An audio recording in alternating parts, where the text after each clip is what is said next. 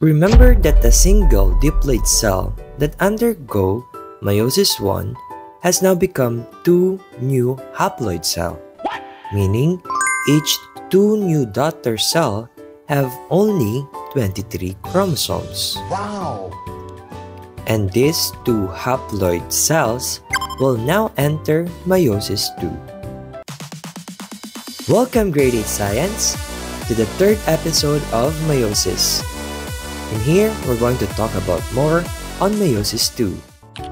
Meiosis 2 is the second stage of meiosis, a process that produces gametes, sperm and egg cells, with half the chromosome number of the parent cell. To start with meiosis 2, let's have first the prophase 2. In this phase, the nuclear envelope dissolves and the spindle apparatus forms. Second, the chromosomes, each consisting of 2 sister chromatids, become visible. We could also notice the movement of the centrioles towards to the opposite poles of the cell. Now in meiosis 2, chromosomes line up at the metaphase plate, similar to the metaphase in mitosis. The centromere of the sister chromatids attached to the spindle fibers from opposite spindle poles. These spindle fibers came from the centrioles that can be located at the opposite poles of the cell. Metaphase 2 is followed by anaphase 2. In anaphase 2, the sister chromatids are pulled apart towards the opposite poles of the cell, just like in mitosis. This ensures that each resulting gamete receives 1 chromatid from each chromosome. After anaphase 2 will be the last phase of meiosis 2, which is telophase 2.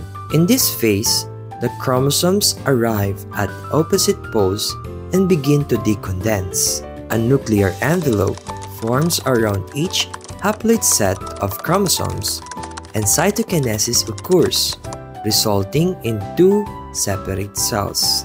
As the meiosis 2 ends, the product will be 4 new haploid cells.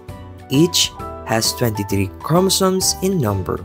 In conclusion, meiosis 2 results in the production of 4 haploid daughter cells, each with a unique combination of genetic material.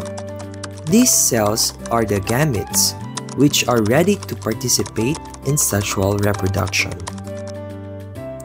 At this moment, let's now talk more about the significance of meiosis.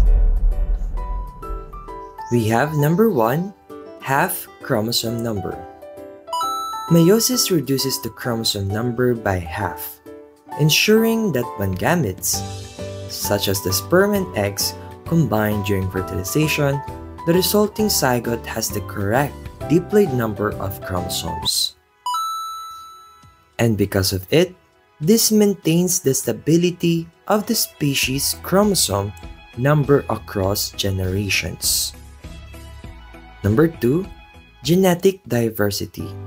Meiosis introduces genetic diversity through 2 main mechanisms. We have crossing over and independent assortment. Number 3, variation in offspring. The genetic diversity generated by meiosis means that the offspring produced through sexual reproduction inherit a unique combination of alleles from their parents. This variation increases the chances of survival and adaptation in changing environments. And number 4, elimination of mutations. Meiosis includes mechanisms to detect and eliminate cells with mutations or chromosomal abnormalities. This helps maintain the genetic integrity of the species by preventing the transmission of harmful mutations to offspring.